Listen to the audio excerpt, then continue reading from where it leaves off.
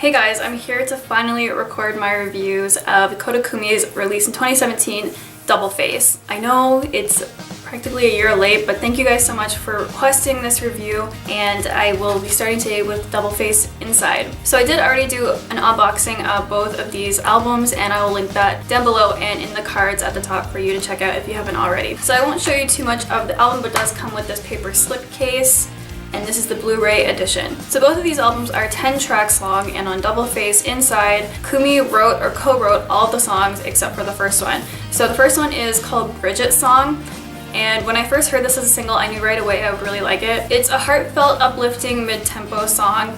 I don't know who exactly Bridget is, but I feel like this song has a lot of deep meaning because Kumi looks quite emotional in the music video in some parts. She actually looks overwhelmed with happiness at some parts, so I don't think it's a particularly sad song, but I really like this song and it's one of my favorites off the album. And I also liked the music video. It's not the most exciting video ever, but Kumi just looks very classically beautiful in it. She's wearing the classic white shirt with denim with a more stripped down makeup look, and she just looks amazing. The next song is Bring It On. It was actually performed by KODA KUMI's husband's band Back On. This is a rock pop song, and it kind of is what I would call a crowd pumper. I can see this in the live performance being a towel song at the end of the concert or near the beginning to get the crowd into the mood. The next two songs are very standard piano-based ballads. The first one is called Yorokobi no Kakere, which I think means peace of joy, and the second one is Stand By You. I think the stronger of the two is Yorokobi. I really like little scale that KODA KUMI does in the chorus, but otherwise neither of them are really extremely strong tracks to me, and they're not very memorable. The next song is Suki Deshite, which means like you, liking you. This is another mid-tempo uplifting song. It's fairly cute, but again, not completely memorable. Definitely not amongst my favorites from this album. Track 6 is Kimi Omoi. I believe translates to Your Thoughts. It is yet another standard piano-based ballad, and I think this one is the most boring of all three of them that we've heard so far, and by this point on the album, I'm completely bored of the ballads. Next up, we have On My Way, which is a little bit more faster of a song than a pure ballad. And I knew from the first time I heard the preview clip of the song I would love it.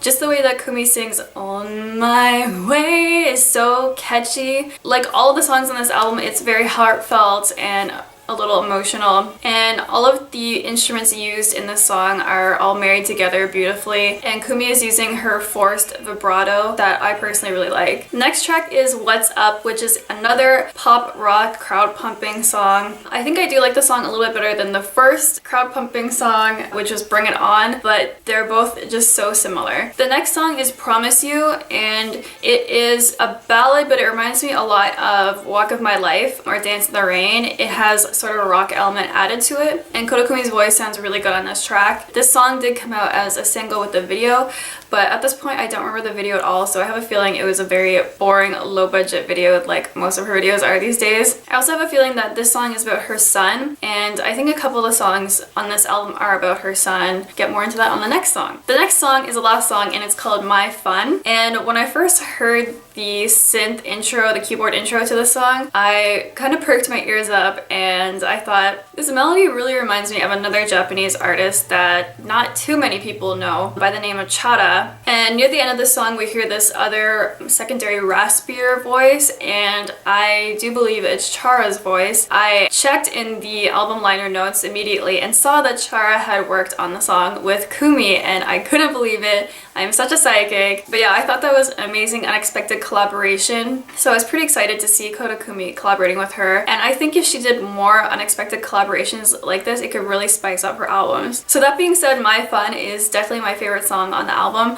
I think this song is also about her son. There's kids singing along with her as the backing vocals in this, and the whole melody of the song does kind of have sort of like a preschool sense to it, and it starts off gently and kind of builds up to be more bombastic, and I just really liked everything about the song's production and Chara. It's a cute song, but it also manages to be touching because we know it's about her and her son. So I believe the concept for this album, because it's called Inside, is that it's about KODA KUMI's internal life, her emotional life, kind of the real her on the inside. So I think there's songs on here about her son, about being in love, and also for her fans and dedicated to her fans because she really appreciates all her fans. So my other favorite songs on this album are Bridget's Song and On My Way. So those are like singles, but to me the album tracks just got a little too repetitive and I was kind of bored with the ballads, and I always would want to pick faster paced dance songs over this. So yeah, that's the whole album.